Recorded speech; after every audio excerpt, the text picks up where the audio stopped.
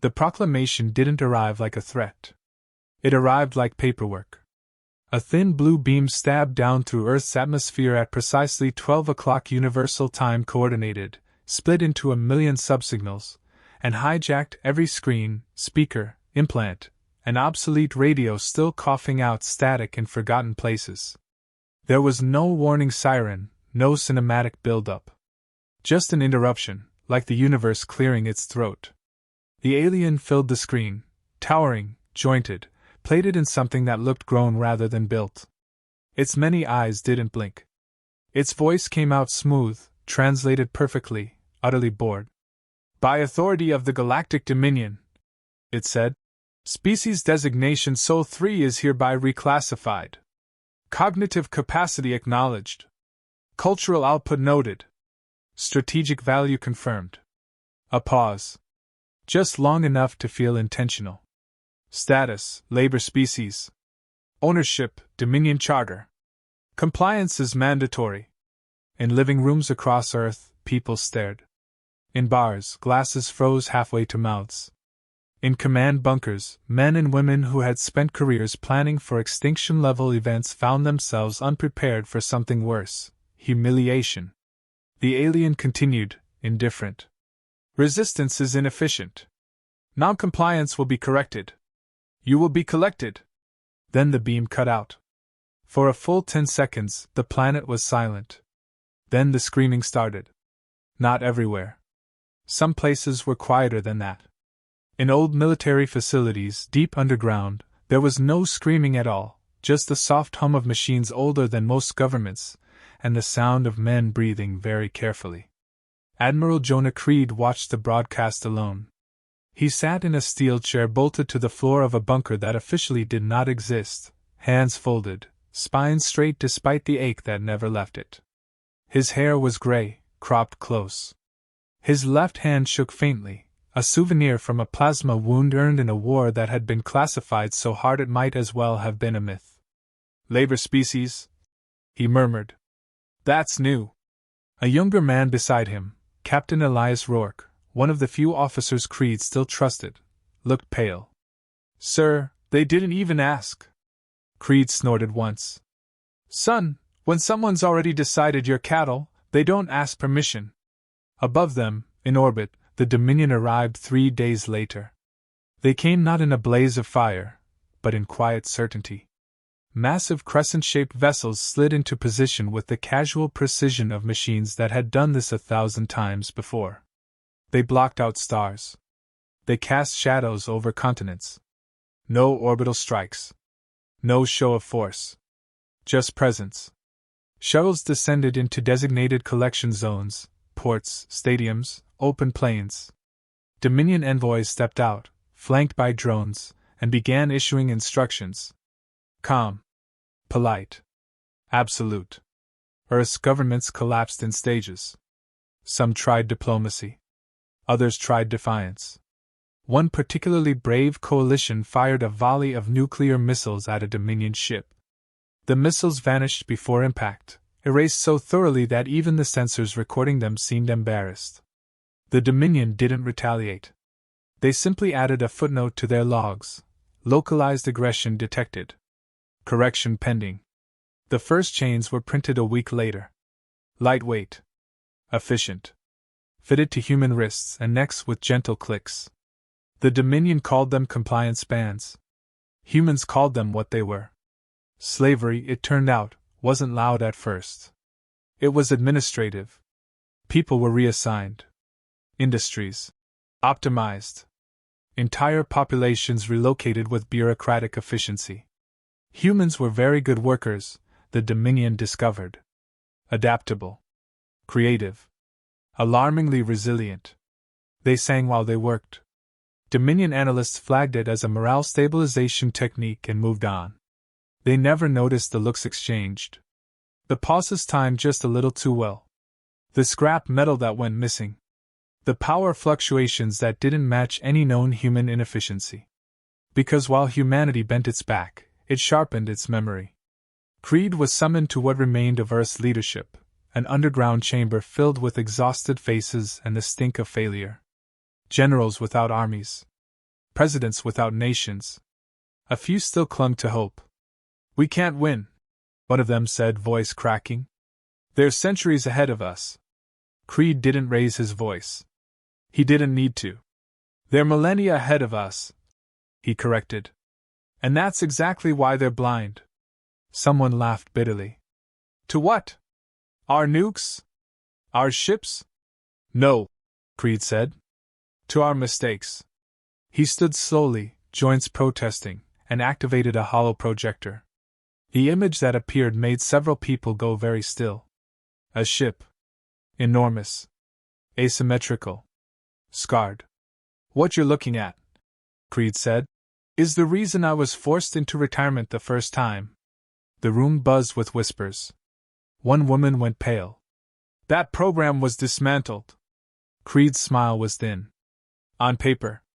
The black reliquary wasn't just a ship. It was a confession.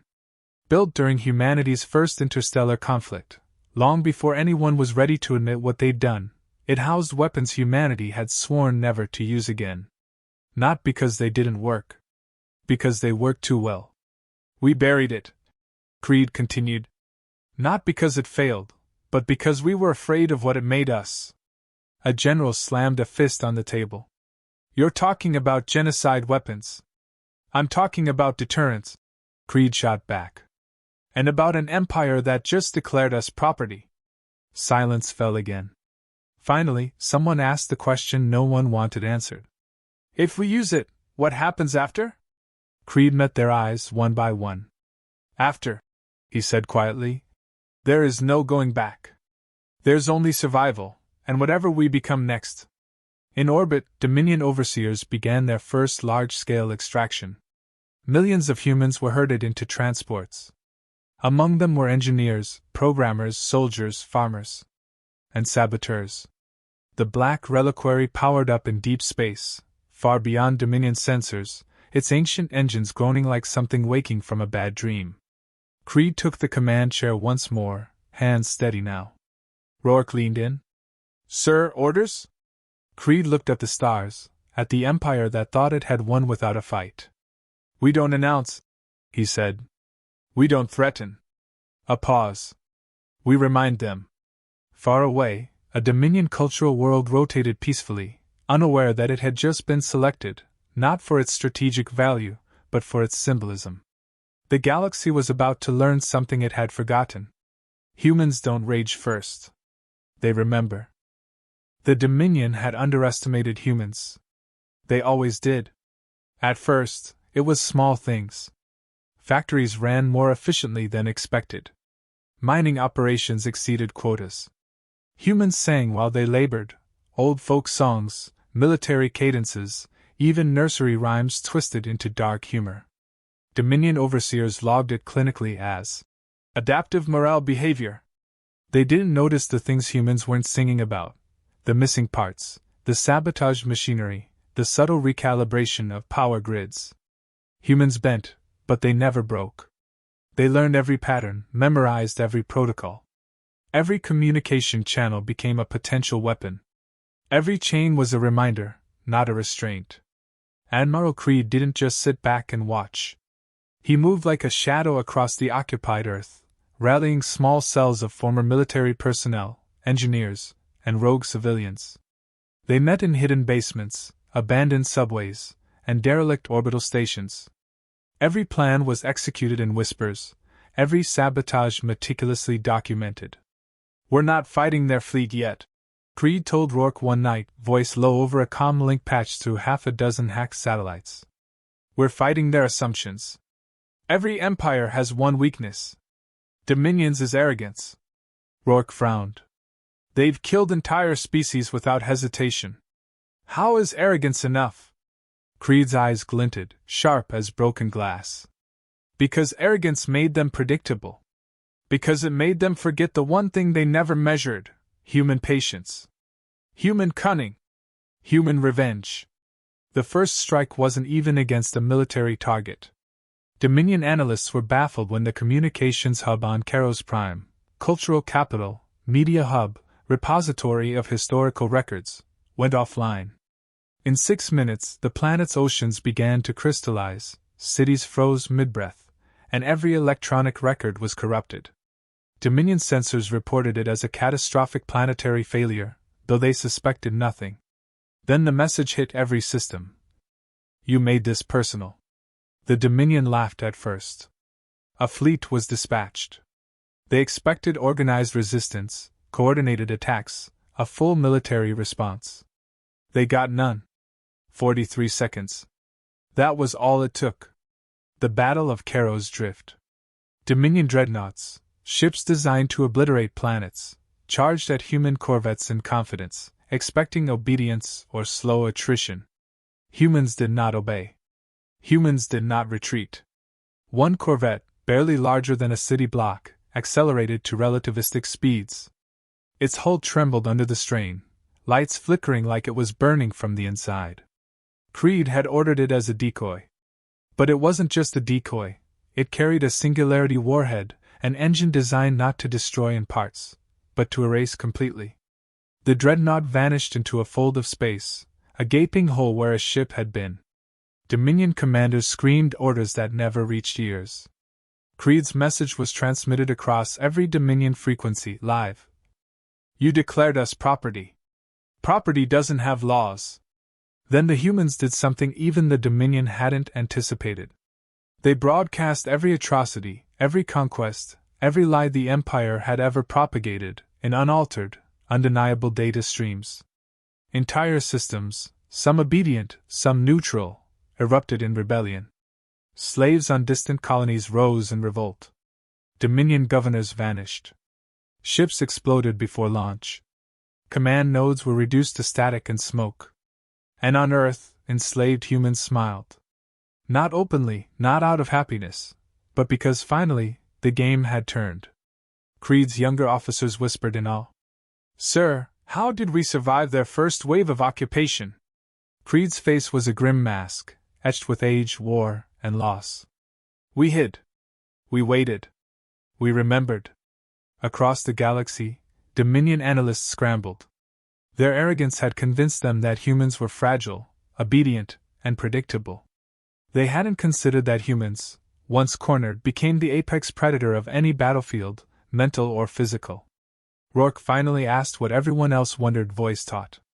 When do we strike next? Creed leaned back in his chair, fingers tracing the edge of a hollow map showing Dominion-controlled systems. Next, he said quietly. We strike when the Empire believes it's untouchable. We strike when fear is no longer a warning, but a memory. Far beyond Dominion sensors, the black reliquary drifted silently, engines humming like a heartbeat. Inside, humans trained in long-forgotten tactics, strategies outlawed for their sheer destructive potential, prepared for war. Not just any war, the war the Dominion never saw coming. Humans had been property. Humans had been underestimated. And now, they were the reckoning. The galaxy would soon learn what happens when you mistake memory for weakness, and patience for submission. Because humanity didn't just retaliate. Humanity remembered everything. And it had a very long memory. The Dominion thought they understood humans. They didn't. By now, every occupied system knew the pattern. Humans weren't just rebels. They were ghosts in the machinery, knives in the gears, and flames in the corridors of complacency. Dominion records noted unexplained failures across industrial planets, research stations, and military depots. Engines stopped mid-flight. Warheads detonated inside hangars. Communications loops replayed the same human lullabies in reverse, coded triggers for sabotage. Creed called it Phase 2. The first Dominion military fleet to respond arrived at Caro's Drift expecting a conventional engagement. Instead, they met chaos incarnate. Human warships didn't maneuver in neat formations. They swarmed like predators, seemingly reckless, yet every movement calculated with an intimate understanding of enemy psychology. Rourke watched through the tactical display, brow furrowed. They're baiting us? Creed's hand hovered over the console. No, Captain. They're baiting themselves. Look at the pattern. Every attack, every defense, they're playing into a trap they don't realize exists. And then it unfolded. A human corvette accelerated to relativistic speeds. Its hull groaned, lights flickered, and the engines radiated a heat signature that shouldn't have been possible. The Dominion dreadnought, confident, tracked the corvette and opened fire. Creed's voice was calm, almost conversational. Now. The corvette collided with the dreadnought, not like a ship hitting another, but like a comet tearing through the cosmos. The warhead aboard didn't explode in fire or plasma, it folded space inward. In an instant, the dreadnought ceased to exist. A void replaced it, tiny at first, then expanding in a ripple across the fleet. Dominion admirals screamed orders, their voices lost in the chorus of collapsing star systems. Impossible! Violation of galactic law! We are invincible! Creed leaned back, eyes cold, voice sharp. You declared us property. Property doesn't follow laws. Property makes laws. The Dominion fleet fragmented in panic. Ships fled into hyperspace, some colliding in blind terror. Human forces pressed the advantage, not with overwhelming numbers, but with overwhelming intent. Every assault was precise, surgical, and horrifyingly personal. Meanwhile, on Earth, enslaved humans began their quiet revolution. Dominion overseers, once confident, once cruel, started disappearing. Power stations ignited, bridges collapsed, and supply chains evaporated. Small squads of human engineers turned mundane appliances into weapons of opportunity. A single hammer, a twisted piece of metal, became a tool of liberation. The Dominion's arrogance faltered. Questions they never dared ask surfaced. Why weren't humans panicking? Why didn't they surrender? Why did the species that could barely reach the stars wield such brutality with precision? Creed addressed this one evening to his inner circle, voice low over a secure channel. We didn't start this war. We inherited it. Every empire they've conquered is a lesson, every atrocity a textbook. Humans don't fight with bravado. We fight with knowledge, and the patience to wait until you can't defend yourself from it.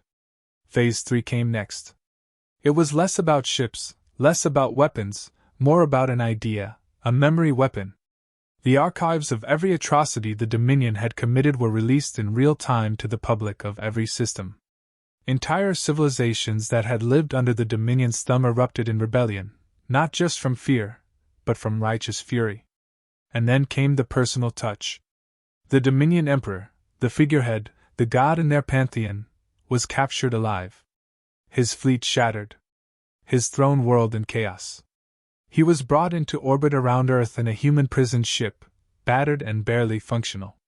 Creed met him alone. You could have killed me, the Emperor hissed, a shimmer of fear in his many eyes. Creed nodded. We thought about it. What do you want? The Emperor demanded. Territory? Tribute? Creed leaned closer, voice a whisper of steel. We want you to live. To watch the Empire collapse without you. To be remembered as the one who woke us up. The Emperor recoiled, but there was no escape. The Dominion's collapse became inevitable. Systems previously loyal turned first to rebellion, then to independence. Human influence didn't seek control. Humanity took what it always had: observation, lessons learned, and a guarantee that the galaxy would never underestimate them again. And Earth? Earth became a ghost in interstellar politics. A legend. A warning. A shadow of vengeance that could strike anywhere, at any time. The black reliquary returned to deep space, silent once more, engines humming, its memory intact, waiting for the day humanity might need it again. Because humans don't just fight wars. Humans make civilizations regret ever thinking they could own them. And the galaxy remembered. The Dominion would tell their children that humans were unpredictable. That humans were dangerous. That humans did not forgive. Creed smiled faintly, staring at the stars. And they're right on all counts. The universe would never declare humanity property again. Not without remembering the day the chains broke, and the reckoning that followed. The galaxy thought it had survived humanity. It had not. By the time the Dominion's remnants realized what was happening, it was too late. Entire systems that had once served as supply hubs, research stations, or propaganda centers were gone, not obliterated by bombs, but rewritten by human hands. Civilizations that had been allies of the Dominion rose in revolt, armed not only with stolen technology but with human cunning. Admiral Creed didn't celebrate. He didn't cheer. He watched from orbit, the black reliquary hovering silently above Earth, engines dimmed to a whisper. Every strike, every sabotage, every calculated act of terror had a purpose: to remind the galaxy that declaring humans property was the deadliest mistake any species could make. "Sir," Rourke said, voice tight over the comlink, "the Emperor has requested another meeting." Creed didn't respond immediately. He looked at the mess of stars beyond the viewport, the void that had once seemed infinite, now crawling with the aftermath of human wrath. "Bring him," he said finally. "And make sure he sees everything." The Emperor arrived aboard a battered transport, eyes wide as he took in the planet below. Cities stood, but only because humans allowed them. Civilization persisted, yes, but under terms dictated not by fear of power, but by the memory of vengeance. You've spared us?" the Emperor asked, trembling. "Why?" Creed stepped forward, calm, unyielding. "Because killing you would have been too easy.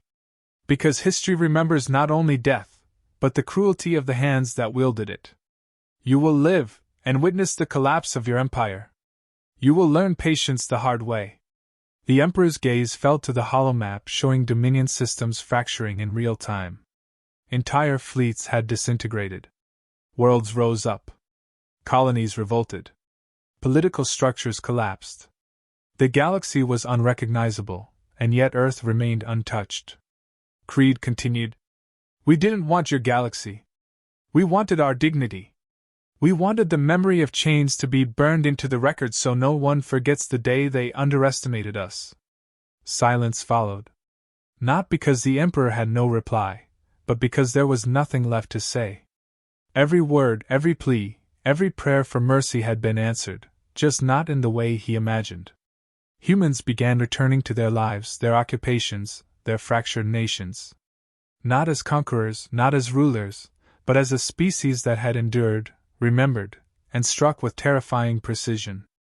They taught the galaxy a lesson in patience, cruelty, and resilience that would echo for centuries. Yet even in victory, Creed knew the moral complexity of what had been done. Entire civilizations had been erased in the first wave. Dominion worlds had become ghostly monuments to human wrath. He did not celebrate. Humanity had won, but at a cost that weighed on every memory of those who orchestrated it. Rourke, younger, still bright-eyed, finally spoke the question Creed had long ago expected. "Sir, are we monsters now?" Creed looked at him, and for the first time, the old fire flickered with something softer, something haunted. "Monsters?" He shook his head slowly. "No. We're survivors. And sometimes survival demands that you become the nightmare your oppressors deserve. Remember, Elias, humans don't just fight wars. Humans make the galaxy regret ever thinking it could own them." Far away, the black reliquary drifted into the void once more, engine silent, waiting. Humanity had reminded the stars that it was unpredictable, relentless, and above all, unforgettable. Legends would tell of Earth, of the admiral who refused to kneel, of the species that was declared property and answered with annihilation. Scholars would debate the morality. Poets would immortalize the fury. And every alien species that survived would teach their young the same lesson. Never declare a human a slave. Because when the chains break, the memory is long. The patience is endless. And the wrath is absolute. Humanity, in all its flawed, brilliant, terrifying glory, had spoken. And the galaxy would never forget.